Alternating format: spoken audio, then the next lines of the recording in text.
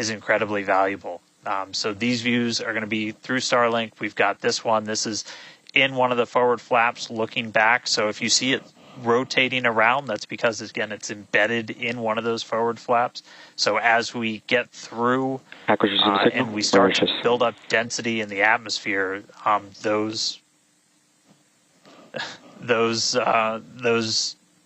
this view is going to move around as the flap does.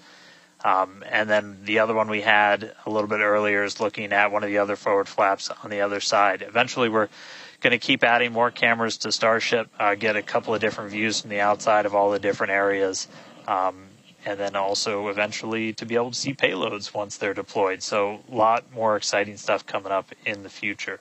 But right now we're getting closer to reentry. Again, we're going to be moving at hypersonic speeds at more than 5 times the speed of sound. We're going to see that plasma start to build. So, Kate, Jesse, excitement coming up.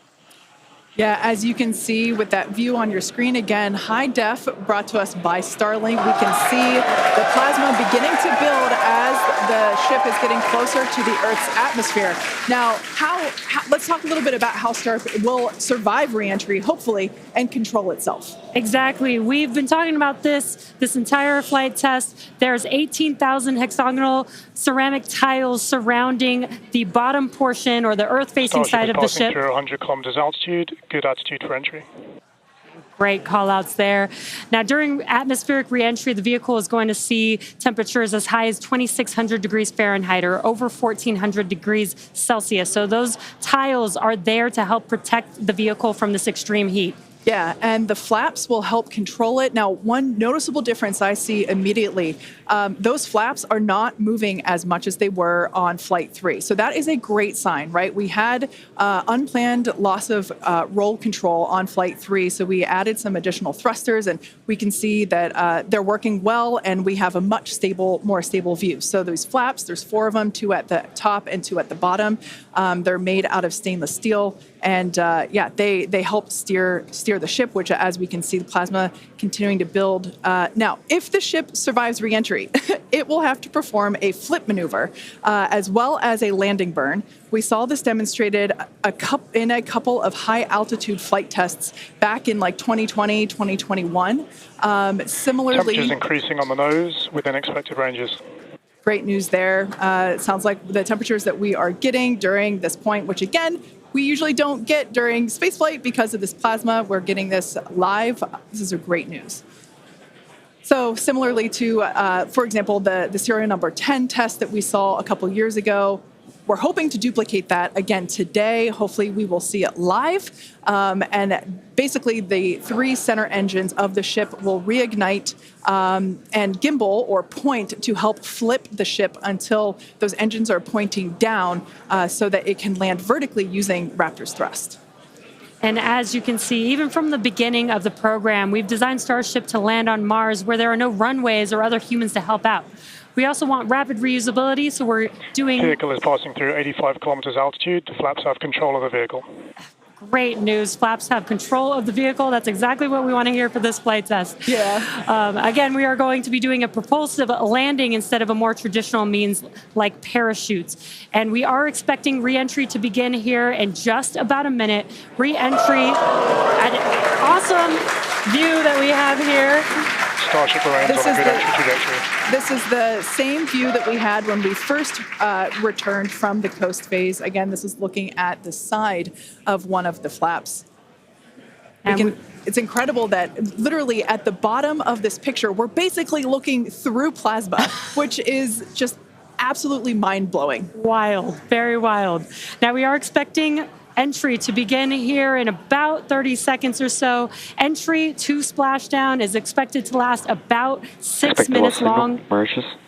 And that flip maneuver should occur around about 10 minutes before splashdown. And such incredible views that we're getting. Approaching peak heating region. Great call-outs there. Yeah, these views are absolutely astounding. Nose temperatures continue to rise within expected region. And in your bottom right-hand corner, you can also follow along with the altitude of ship as it's returning back to Earth. So once again, this view is basically looking down into the plasma blanket that is building up around the exterior of Starship. It is traveling, as you can see on your screen. You can look in the bottom right-hand corner and see how fast it's going, how high it is, as well as the general orientation. Again, we're seeing a lot more stability, a lot more control here on this flight, which is great. It shows that the iterations, the learning... Starship is now in expected peak heating region. All right, great news there, telling us that this is basically the hottest point that Starship should get during its reentry. Now, the heat shield is working with the atmosphere for some free braking, okay? The atmosphere is helping to slow the Starship down. Yeah, exactly. We're not using any engines or thrust to slow the vehicle down. Exactly what Kate mentioned. We're just using the atmosphere and those heat shield tiles protecting the vehicle as it's coming through that high heat temperature. Yeah. Now, this is another one of those moments that we have been waiting for. Right now, the ship is currently re-entering the Earth's atmosphere, and by all looks and all call-outs that we're hearing on the net, it is doing pretty well. Now, we do not plan to recover the spacecraft today, but rapid and reliable reusability is the ultimate goal.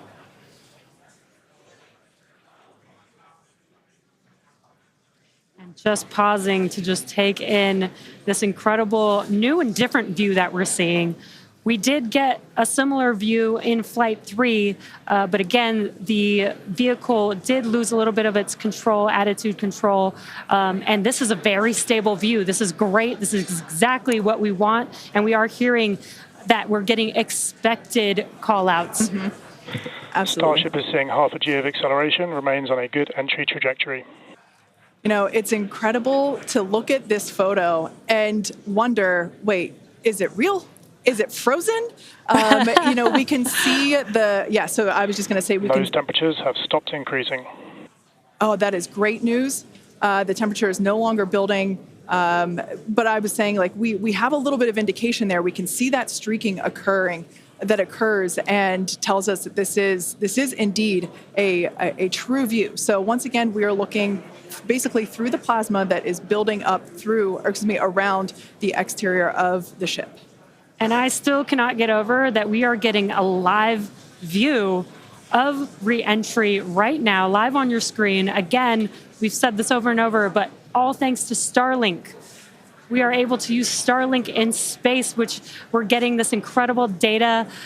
And not only just the data from the sensors, but getting live imagery of what is actually happening, which is great, which we've never been able to do live before. Right. Now, just a quick future outlook here. So in about, at T plus about 1 hour and 2 minutes, we should hear a call out for entry transonic. That means that the ship is going near the speed of sound. And then about a minute after that, we'll hear another call out saying entry subsonic, meaning that the ship is going below the speed of sound. So these are all continued indications that the atmosphere, right, as the ship comes back down, it is getting through the more dense part of the atmosphere, and that atmosphere is helping to push against the vehicle, and those heat shields are protecting the vehicle during this high heat period.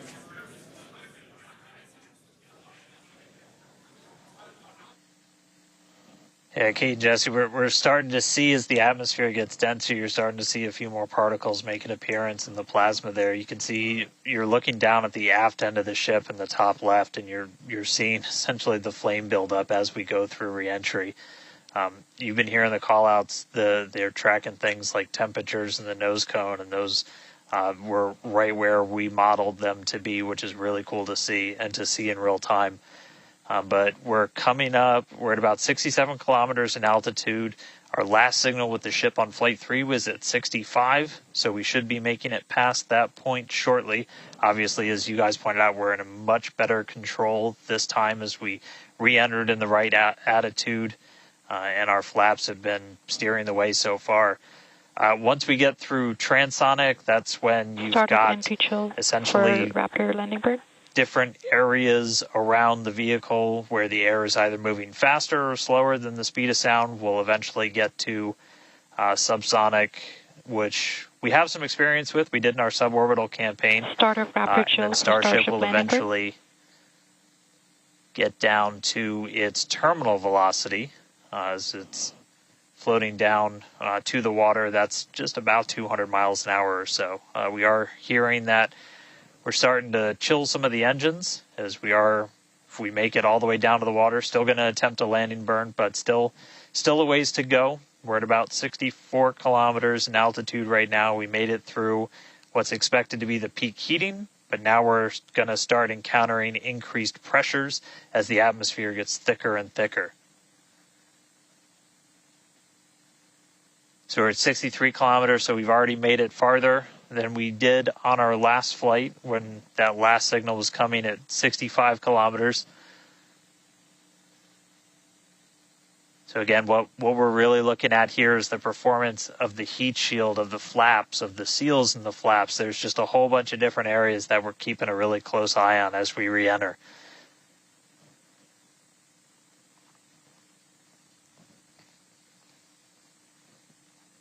Starship remains on a good entry trajectory.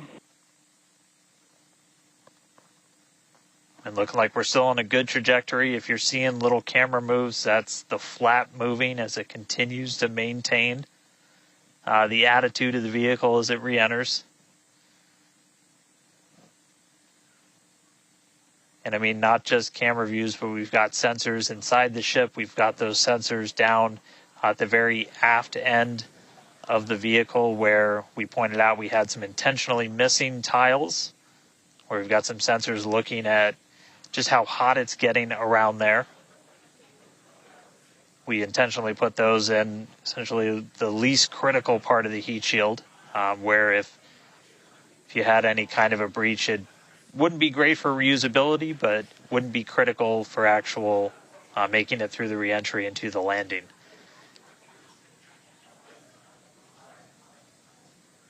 "58 kilometers, we're continuing to descend. Again, right now we are over the Indian Ocean. We're actually getting closer and closer to that expected splashdown point, which is just to the off the northwest corner of Australia.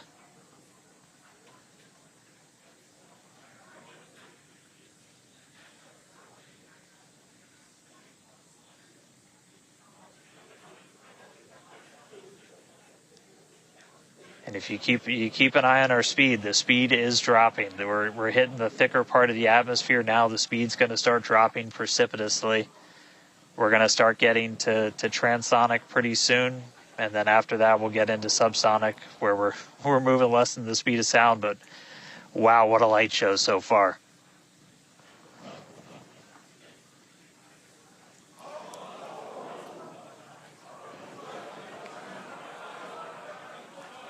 External temperatures are starting to come down. Again, this camera view is looking right at one of the forward flaps. And we're strategically putting some cameras around the vehicle to just look at the different areas that looks like we got the flap starting to come apart a little. Yeah, it does appear that we have a little bit of burn through there. We can see pieces of the vehicle flying off. What a show it has been. It's been like watching Interstellar or something. This is wild to see this, but the ship is still coming down, which is incredible to see. How far can it go? That is the question. Keep your eye on the altitude in the bottom right-hand corner. We're at 54 kilometers right now. Now, ultimately, the data is the payload today. We've been saying it multiple times. Our teams are sitting, reviewing this data live, learning where the hot spots are. As you can see, there's an obvious hot spot there with the flap, and learning how we can improve this design. The goal was to get as far through this high heat re-entry as possible. Ideally, we'd love to make it all the way down and perform that landing burn and flip maneuver, but we may not get that far today. We will see. Again, this is a test, and we are gathering as much data as possible, visual data, as well, which we can see here. We are getting a lot of debris covering the camera on your screen, but we can still see some of those sparks and flames from that high heat as ship is making its way back down to Earth. Ship now at 50 kilometers and closing. The good news is we still got, looks like that camera lens just cracked. It's safe to say ship's getting a little beat up, but that's to be expected on a test flight. We are still learning how to improve the ship for total survival and recovery of the high heat reentry. I'm honestly impressed that we're still getting this live view despite how much debris is coming off of this flap right now. The fact that we've got it is good news. And I may have jinxed it. I apologize. Look at that, it's back. We are still going. And the teams here at SpaceX are excited, as you can tell by the cheering behind us. There's still a sizable crowd here at Mission Control Center, Hawthorne. A splashdown is expected in just about 4 minutes from now. And we're still moving. We still have live views. Starlink is doing an incredible job. Maximum entry dynamic pressure. External temperatures are dropping. Okay, good news. Those external pressures are dropping. The question is, how much of the ship is left? We can't really tell. We can still see some of that particulate coming off. And unfortunately, we do have a cracked camera lens. But for any photographers out there and videographers, we know that's part of the gig sometimes. Yeah, and you can see that the speed is rapidly slowing down. That's actually really great news for us. We want the vehicle to be slowing down before it splashes down into the ocean. That'll help set us up for that flip maneuver, engines first down into the water. Exactly. So we have seen this flip maneuver demonstrated on previous high altitude flight tests like serial number 8. Oh, more views. Or I should say, more light coming through the view that we have through that cracked and dirtied lens there. But yeah, so we're hoping that this flip maneuver, that we can pull it off as soon as we get those views back. If we can get them, if the ship is still around, we will bring it back to you. Vehicle has passed maximum dynamic pressure. That is great news. Maximum dynamic pressure being the moment in which the vehicle experiences the greatest amount of aerodynamic pressure. Speed still dropping. We're now at 37 kilometers above the ocean. Just like Flight 3, we are targeting a splashdown in the water in the Indian Ocean.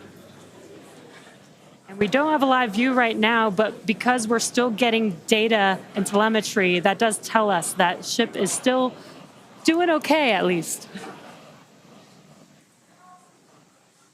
And there we got that live view back. The crowd very excited to see that view, despite not being able to see very much. The fact that it's there tells us the ship is still alive. Yes, and collecting data, continuing to collect data as we get closer and closer to Earth. Yes, now 30 kilometers, now 29 above the Indian Starship is Ocean. at 30 kilometers altitude, Mach 2. Sounds like the vehicle's traveling, as we just heard, Mach 2, which is, looks like we might, I thought maybe it might clear up. It is a little bit, now at T plus 1 hour, 3 minutes and 13 seconds into Starship Flight 4, hoping that the ship can hang on. It's probably potentially hanging on by a couple of bolts and threads, but it's still going, and that is excellent news. That deceleration is looking incredible. We're about to go under 1,000 kilometers per hour. Yeah. Starship is at 20 kilometers altitude. Now, keep in mind that even though we can't see anything, the data itself is what we really are. Starship is subsonic. Subsonic, they're telling us it's traveling below the speed of sound.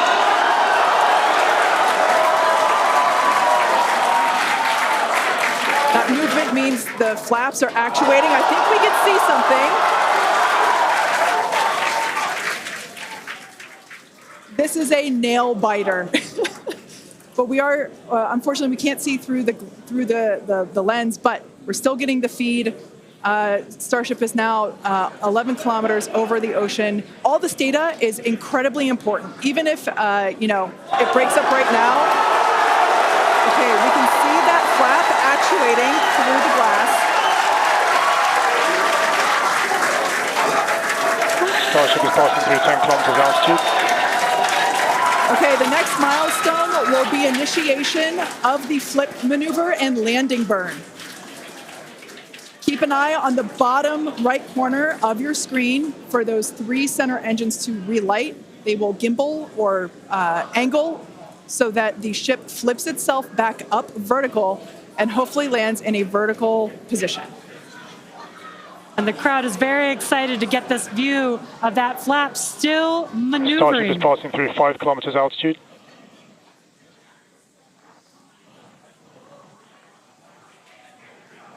This is incredible. We're getting very close to splashdown. These fireflies are such a good sign of life right now. We wish we could see more, but we'll take it. Starship is at 2 kilometers altitude, terminal velocity.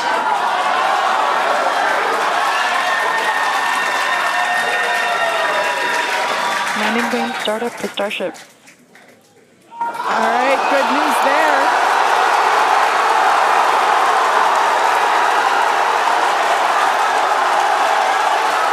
Nominal chamber pressure. Landing bird startup.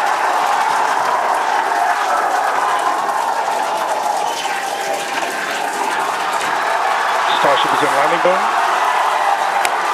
Landing burn shutdown. The landing burn shutdown was commanded